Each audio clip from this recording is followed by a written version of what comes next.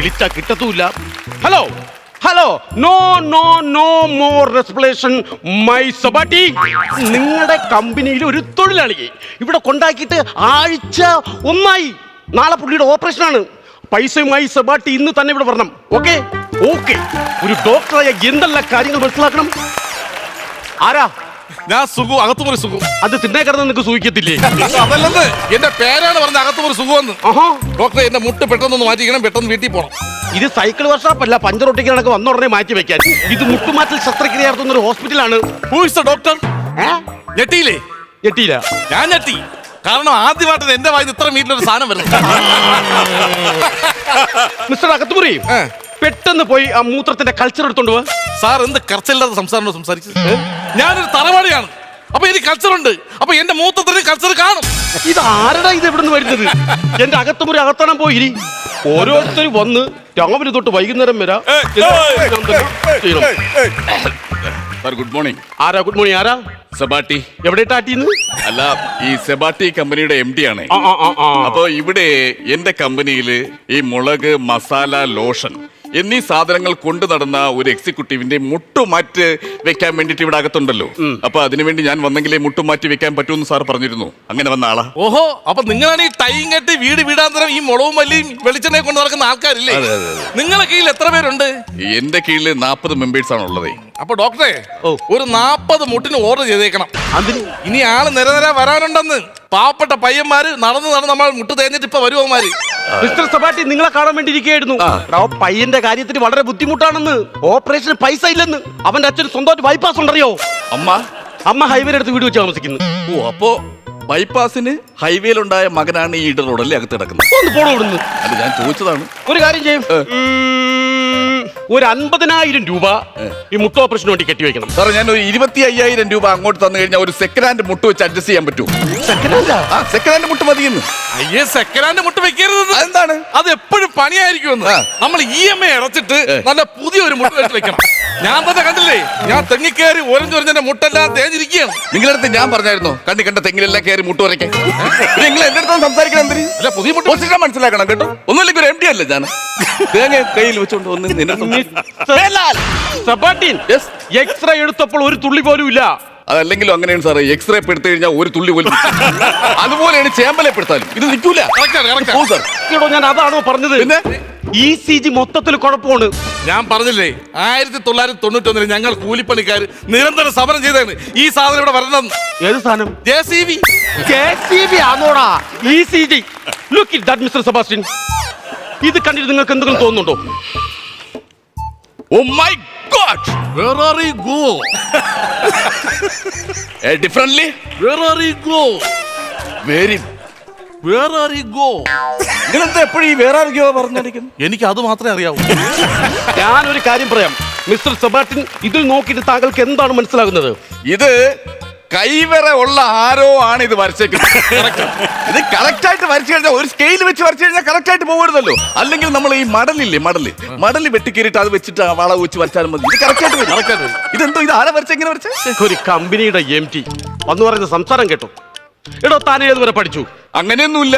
അങ്ങനെയൊക്കെ ഉണ്ട്. School, teacher, book, പേന, അങ്ങനെയൊക്കെ ഉണ്ട്. അതല്ലെന്ന്, ഞാൻ അങ്ങനെ എല്ലാ പഠിത്തവും പഠിച്ചിട്ടുള്ള ആളാണെന്ന്. പയ്യന് വേരിയേഷൻ കൂടുതലാണെന്ന്. ഇത് നമ്മൾ പത്രത്തിൽ വായിച്ചായിരുന്നു. എന്തോന്ന്? വേലിയേറ്റവും വേലിയിറക്കവും ഉണ്ടാവും, മത്സ്യബന്ധനക്കാർ കടലിൽ പോകരുതെന്ന്. ഇന്നലെ മീനും കിട്ടിയില്ല. മിസ്റ്റർ അകത്ത് മുറിയുന്നു, അകത്തോട്ടാണ് കയറി ഇരിക്കാമോ? ഞാൻ അതല്ല പറഞ്ഞത്. പയ്യൻ ക്രിട്ടിക്കൽ സ്റ്റേജിലാണ്.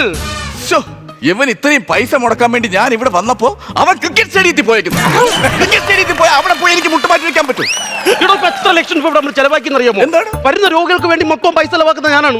ഇപ്പൊ തന്നെ ആ പയ്യന്റെ പേരിൽ ഒരുപാട് പൈസ നമ്മൾ ചെലവാക്കി. പൈസ ചെലവാക്കിയെങ്കിൽ എനിക്ക് അത് കമ്പനിയിൽ അപ്ഡേറ്റ് ചെയ്യേണ്ടതാണ്. നിങ്ങൾ അത് കറക്റ്റ് ആയിട്ട് എത്രയാന്ന് വെച്ച് കഴിഞ്ഞാൽ പറഞ്ഞോളൂ. കണക്കൂട്ടി പറയോ? പറ എത്രയാന്ന് പറഞ്ഞാൽ എനിക്ക് അറിയണോ അത് കറക്റ്റ്. ബ്ലഡ് ടെസ്റ്റ് ചെയ്തതിനൊരു 300 രൂപ. 300. സ്കാനിങ് ഒരു 5000. 5000. അയ്യോ. പിന്നെ ഒരു 2000 രൂപ സ്കാനിങ് അല്ലാതെ ആയിട്ടുണ്ട്. കയ്യിൽ നിന്ന് ഇത്തിരി പൈസ ആയിട്ടുണ്ട്. പിന്നെ ഉള്ളത് എക്സ്റേ കഴിഞ്ഞു. ഇനി ക്രോസ് മാച്ചിന് ഒരു 5000. ക്രോസ് മാച്ചിന് 5000 രൂപയാ? താനെന്തിനോടോ ഇതിൽ കിടന്ന് ഇടപെടുന്നത്? ക്രോസ് മാച്ചിന് 5000. പിന്നെ ഉള്ളത് മൊത്തത്തിലുള്ള മെഡിസിൻസും ഫാർമസി മൊത്തത്തിൽ ഒരു 5000 രൂപ വേറെ ആയിട്ടുണ്ട്. അപ്പൊ 5000 രൂപ വേറെ ആയിട്ടുണ്ട്. കൂട്ടി പറ.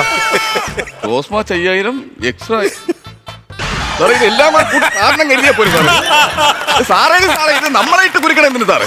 സാർ ഒന്നുമില്ലെങ്കിൽ കാര്യങ്ങൾ ചെയ്ത ആളല്ലേ സാറ് സാറേ? തന്റെ കയ്യിൽ പൈസ ഇല്ലെങ്കിൽ താൻ ഫോൺ പേ ചെയ്താൽ മതി. ഇത് ഇനിയിപ്പോ അങ്ങ് പോണ എങ്ങനെ സാറേ? വണ്ടിക്കൂലിക്കൊക്കെ ഒരുപാട് കാശ് വേണ്ട. എവിടെ ബോംബെ പോയാലും ഓപ്പറേഷൻ നടക്കുമെന്ന് പറഞ്ഞു. ഫോൺ പേ ചെയ്താൽ മതിയെന്ന്. ഹലോ, ഫോൺ പേ ഇല്ലെങ്കിൽ നിങ്ങൾ മറ്റേത് ചെയ്യ്. ഏത്? മറ്റേ ഗൂഗിൾ പേ. മറ്റേ മൊബൈലിലെ ഗൂഗിൾ പേ ഉണ്ടല്ലോ, അങ്ങോട്ട് അയച്ചോട്. Google play. ആ, ഒരു ചൊരപ്പും ഇല്ലല്ലേ? ഞാനൊരു കാര്യം പറയാം, ചില്ലറ പൈസ എന്നല്ല ഇതിനകത്താവുന്നത്. ഓപ്പറേഷൻ നിസ്സാരപ്പെട്ട ഓപ്പറേഷൻ ഒന്നുമല്ല, പ്ലാസ്റ്റിക് സർജറിയാ. ഈ പ്ലാസ്റ്റിക് മുട്ടുവെക്കാൻ പോണോ ചെറുക്കൻ? ഓ എന്റെ പൊന്നെ, ഇനി കറുതേന എടുത്തോണ്ട് പോകില്ല ഈ ചെറുക്കൻ. പ്ലാസ്റ്റിക് മുട്ട് വെച്ച് കഴിഞ്ഞാൽ ഞാൻ വീട്ടിൽ നിന്ന് അടങ്ങി കിടക്കാൻ പറ്റുമോ? 40 രൂപ ഇവർക്ക് ഇപ്പൊ തന്നെ കൊടുക്കുന്നുണ്ട്. പ്ലാസ്റ്റിക് മുട്ട് ഇവര് ആ പയ്യന്റെ ലിവർ ഫംഗ്ഷനേ ക്ലിയർ അല്ല. ആരെങ്കിലും ഫംഗ്ഷനിൽ ലിവർ വെക്കൂ, വല്ല ചിക്കനോ മട്ടനോ വെച്ച് കൊടുക്കണം. ലിവർ വെക്കണമെങ്കിൽ ഷാപ്പിലെ സ്റ്റൈലിൽ വെക്കണം. കുരുമുളക് ഇട്ട് വരട്ടി ഉരുട്ടി കൊടുക്കണം. തന്റെ കാലിന്റെ മുട്ടിന്റെ ഓപ്പറേഷൻ നടത്തണ്ടേ? അതെ, ഇതുപോലെ പല കണ്ടുപിടുത്തങ്ങൾ കണ്ടുപിടിക്കുന്ന ഒരു ഡോക്ടറാണ് ഞാൻ. ഇപ്പൊ ഉദാഹരണത്തിന് ഈ പുള്ളിയുടെ മുട്ട് ഓപ്പറേഷൻ നടത്തണം. ഈ ഓപ്പറേഷനെ കുറിച്ച് പഠിക്കുന്നതിന് വേണ്ടിയിട്ട് ഞാൻ ഡോക്ടർ വർഗീസ് മാത്യൂസ് ഫിലിപ്പ് നമ്മൾ അമേരിക്കയിൽ പുള്ളിക്കാരന്റെ പൈസയിൽ നമ്മൾ യാത്ര ചെയ്തു. എവിടെയാണ്? അമേരിക്കയിൽ. അപ്പൊ 3 പേരും കൂടെ പാവ പിടിച്ച തേങ്ങോട്ടുകാരന്റെ പൈസയും കൊണ്ട് യാത്ര ചെയ്തല്ലേ? ഈടോ അതൊന്നുമല്ല പറഞ്ഞത്. ഒരു ബിരുദാനന്തര ബിരുദം നേടിയ ഒരു ഡോക്ടറാണ് ഞാൻ. താൻ ഇവിടെ പൈസ വേണം. എനിക്ക് നിങ്ങളുടെ മുമ്പിൽ കിടന്ന് അലയ്ക്കാൻ പറ്റത്തില്ല. ഒരൊറ്റ പോയിന്റിന്റെ കുറവിലാ ഞാൻ ഈ മെഡിക്കൽ കോളേജിലെ സൂപ്രണ്ട് പദവിയിൽ പോകേണ്ട ഒരാള്. അതെന്തോ ആ പോയിന്റിലെത്തിയപ്പോ തെന്നി ഇഞ്ഞ് താഴെ വന്ന? അതല്ലെന്ന്. പിന്നെ എനിക്ക് ഓപ്പറേഷൻ നടത്തണമെങ്കിൽ ഇത്തുപൂലം പൈസ വേണം.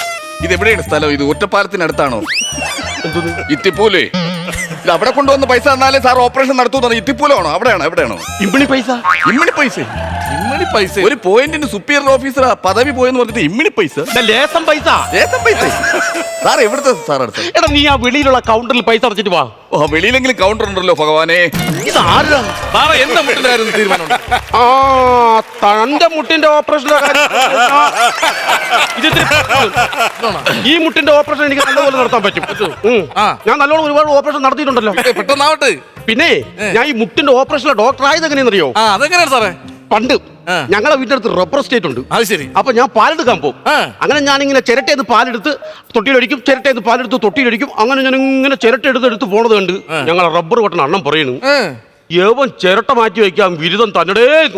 ഇത് കേട്ടത് എന്റെ അമ്മയും അച്ഛനും പറഞ്ഞ് ചിരട്ട മാറ്റി ശസ്ത്രക്രിയ നീ പഠിക്കണമെന്ന്. പക്ഷെ ഇത് ഫിസിയോതെറാപ്പി നിൽക്കത്തില്ല. പിന്നെ ഇത് മ്യൂസിക്കൽ തെറാപ്പിയിലേ പറ്റും. എന്ത് തെറാപ്പി ആയിരുന്നു പെട്ടെന്ന് ചെയ്തതാ സാറേ? ഇത് മാറ്റിത്തരാം.